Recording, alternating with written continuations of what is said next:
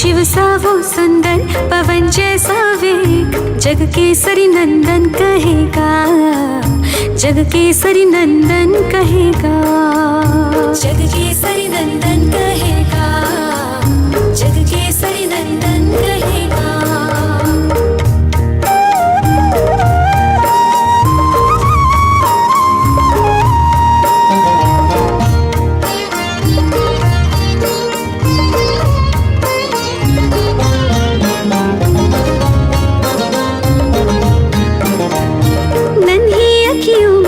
चमकेंगे सूरज, चमकेगा और चंदा, अग्नि सा तेज मुख पे रहेगा, खेलेगा गोदी में जब लल्ला।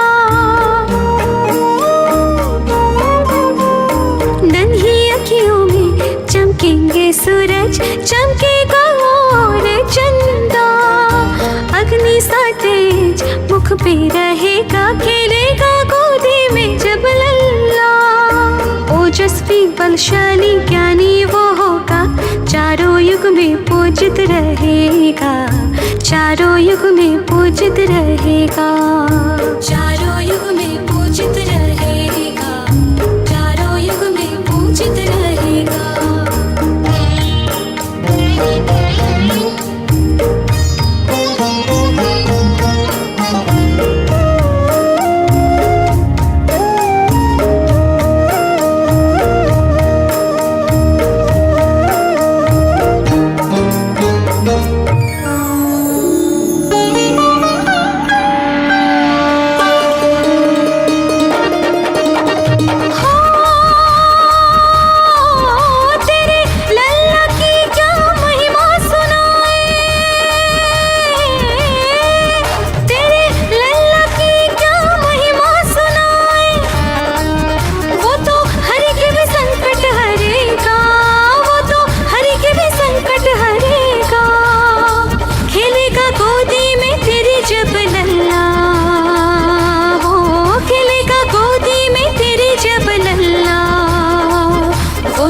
जगो जियारा भयेगा, वो तो जगो जियारा भयेगा, जगो जियारा भयेगा, वो तो जगो जियारा भयेगा।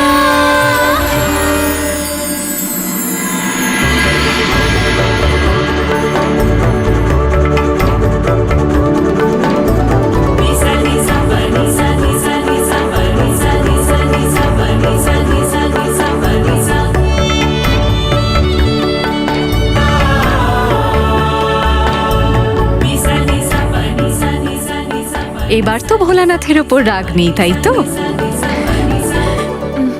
চলো উমা, মেঘ আবার ঘিরে এসেছে, বৃষ্টি শুরু হওয়ার আগেই আমাদের প্রস্থান করতে হবে।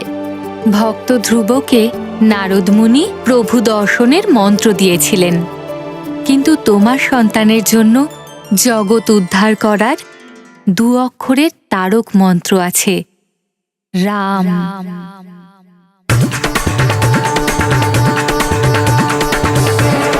রাম, জয় শ্রীরাম।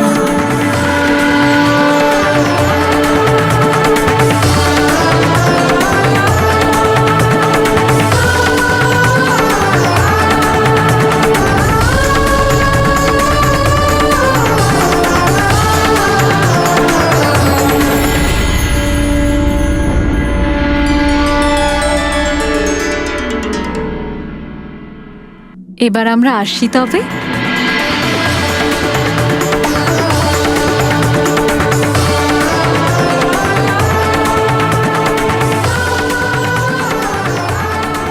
হে নটবর্ণাগর, আমাদের কৌতূহল আর বাড়াবেন না, পরের কাহিনী শোনান না। হ্যাঁ শ্যাম সুন্দর, বলুন না এরপরে কি হলো? আমার সংকট মোচনের জন্মের ঠিক আগেই তার জীবনে সংকট জন্ম দেবার মতো একজন শত্রু উপস্থিত হলো। জন্মের আগেই তার শত্রু? এমন পাপ কাজ কে করল স্বামী? বানররাজ কেশরীর সুমেরু রাজ্যের সামনেই কিষ্কিন্ধা পর্বতে বানরদের রাজা রাজা ঋক্ষ শাসন করত। আর তার দুই কিশোর বয়সী পরাক্রমী পুত্র ছিল, বালি আর সুগ্রীব।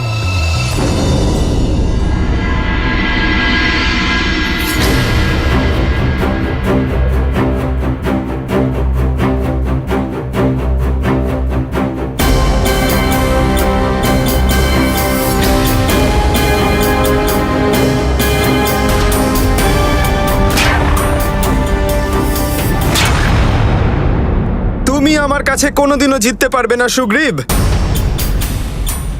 বালিদাদা, চেষ্টা করাই প্রতিযোগীর ধর্ম, আর আমি চেষ্টা করতেই থাকবো।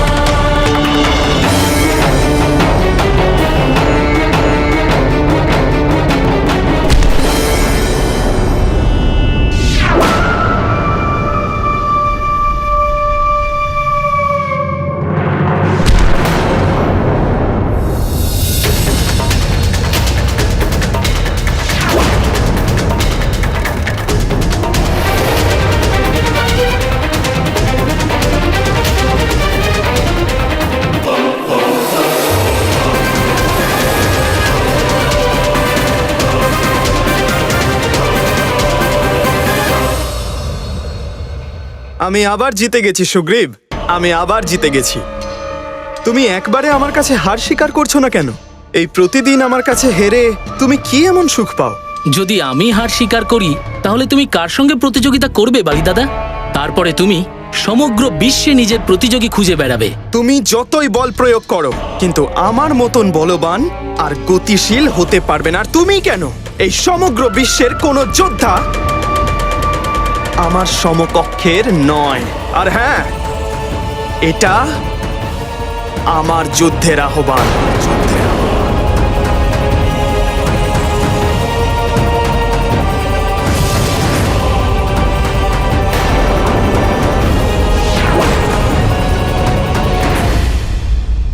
তাহলে আর একটা লড়াইয়ের জন্য প্রস্তুত? আমি সর্বদা প্রস্তুত।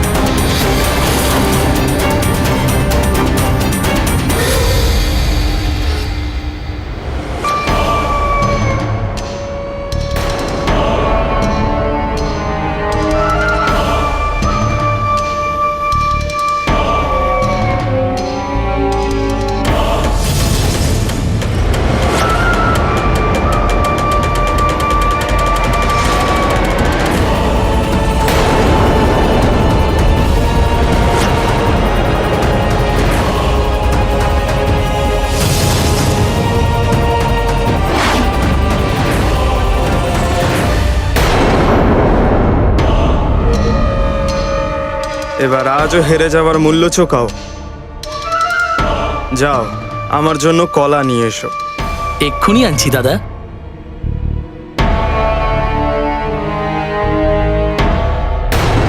আমি অজয়, আর আমাকে কেউ হারাতে পারবে না। জয় নারায়ণ নারায়ণ।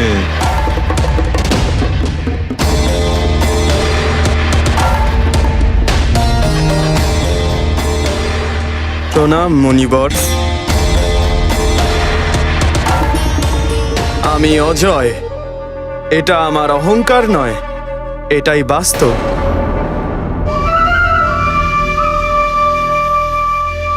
তুমি আজ অজয়, কে বলতে পারে কাল নাও থাকতে পারো। এমন হতে পারে না। আমার ভাই সুগ্রীব সূর্যের মতো তেজস্বী আর বলশালী, আর যখন ও আমার তেজ আর বলের মুখোমুখি হতে অসমর্থ হয়, তাহলে অন্য কারোর কি ক্ষমতা আছে? একদিন তো এমনও আসতে পারে যেদিন তোমাকে সুগ্রীবের কাছেই হারতে হবে।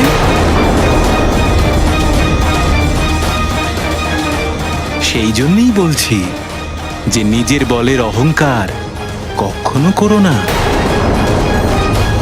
পরম পুরুষ নারায়ণের মায়ার সামনে কারোর কিচ্ছু চলে না।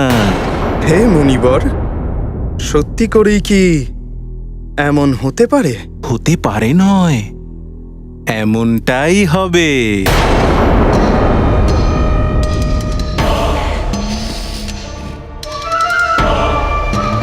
কিন্তু এটা কি করে সম্ভব? আমি বিশ্বাস করি না। সম্ভব বৎস।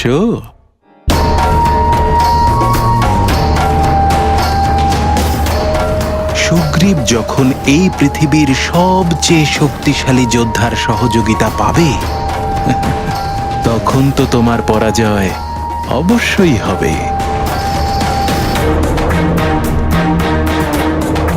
সবচেয়ে শক্তিশালী যোদ্ধা সেটা তো আমি। এটা তো তোমার ভ্রম, বালি। তোমার চেয়েও শক্তিশালী যোদ্ধা খুব শিগগিরই জন্ম নিতে চলেছে। তার বলের সামনে শুধু তোমার মতো প্রাণীরাই নয়, এমনকি দেবতাদের বলও ক্ষীণ হয়ে যেতে চলেছে। সেই জন্য সর্বশ্রেষ্ঠ যোদ্ধা হবার অহংকার ছেড়ে দাও বৎস। কিন্তু সে কে? সুমেরুর শাসক বানররাজ কেশরীর হবু পুত্র।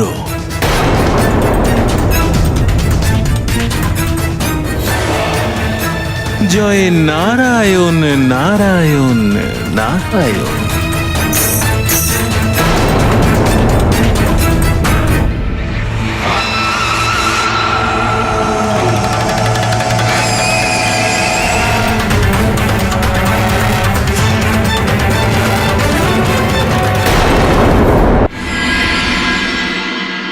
দেবর্ষি নারদের শিক্ষায় উল্টে বালির মনে শত্রুতার এমন বীজ বপন হল, যা খুব দ্রুতই অঙ্কুরিত হয়ে কুকীর্তির ফল দেওয়া এক বিষ বৃক্ষ হয়ে উঠল। কিন্তু হে সর্বেশ্বর, নারদ মুনি তো দেবর্ষি। সবকিছু জেনে শুনে উনি এমনটা কেন করলেন? তিনি যা বলেন আর করেন তাতে শেষ পর্যন্ত দেবতা আর লোক সাধারণের কল্যাণই হয়। কিন্তু সেই সময় এমন মনে হয় যে উনি দেবতা আর প্রাণীদের ক্ষতি করছেন। সেবারও তেমনটাই হয়েছিল। মুনিবর নারদের শিক্ষায় খুব দ্রুতই বালি ঈর্ষা আর হিংসার জ্বালায় জ্বলতে শুরু করলো। আমি এই ধরিত্রীর সবচেয়ে শক্তিশালী যোদ্ধা আর থাকবো। সেটার জন্য আমি তাকে হত্যা করব, সে অজন্ম শিশুই হোক না কেন।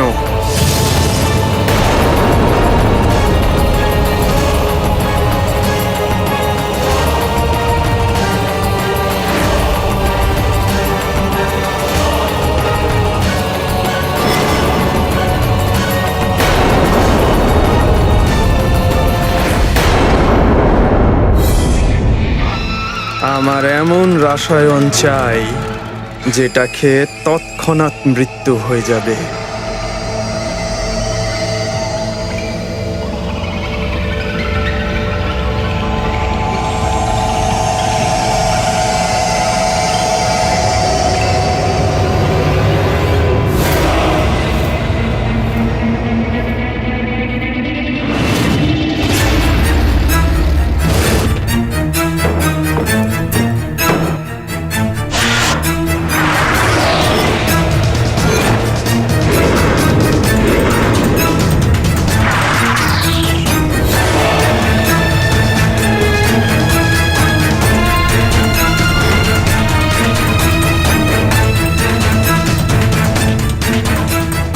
শুনুন যুবরাজ, এই কৌটোতে আমি সোনা, রূপো, লোহা আর পারদ পঞ্চধাতুর গুঁড়ো মিশিয়েছি।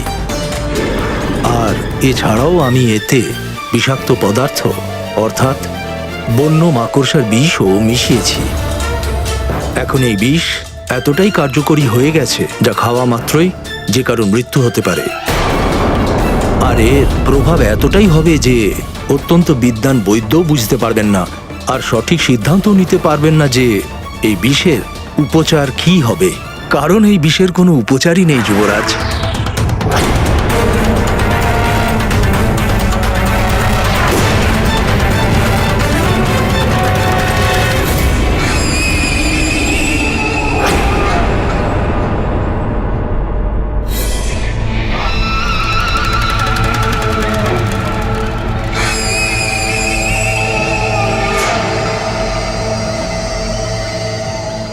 মহারানীর জন্য ক্ষীর হয়ে গেছে, ঠান্ডা হওয়ার জন্য রেখে দাও। বালির নিজের প্রতিযোগী জন্ম নেবার আগে তাকে মেরে ফেলবে বলে ঠিক করেছিল।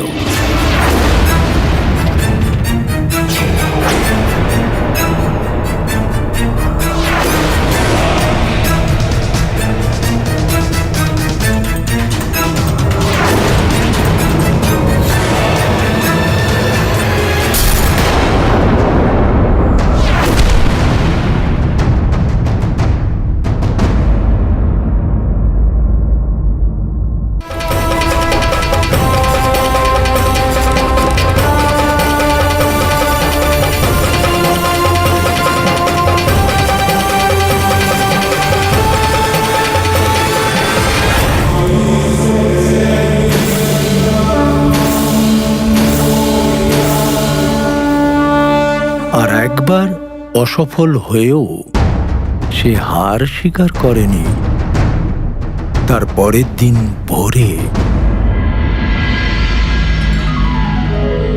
नमः शम्भवाय च मयोभवाय च नमः शङ्कराय च मयस्कराय च नमः शिवाय च शिवतराय च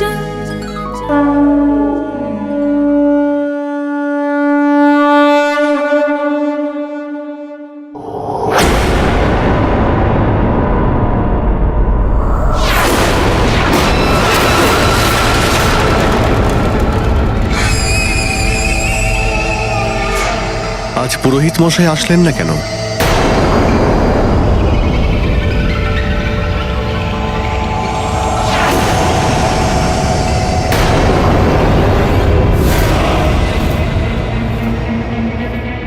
মনে হয় এই স্থান সম্পর্কে আপনি বোধহয় অপরিচিত।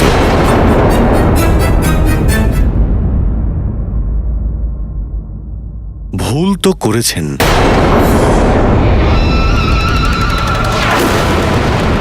যদি পুরোহিত মশাই এখানে থাকতেন তাহলে মহারানীকে ক্ষীরের দানা নয়, সম্পূর্ণ পাত্রই অর্পণ করতেন।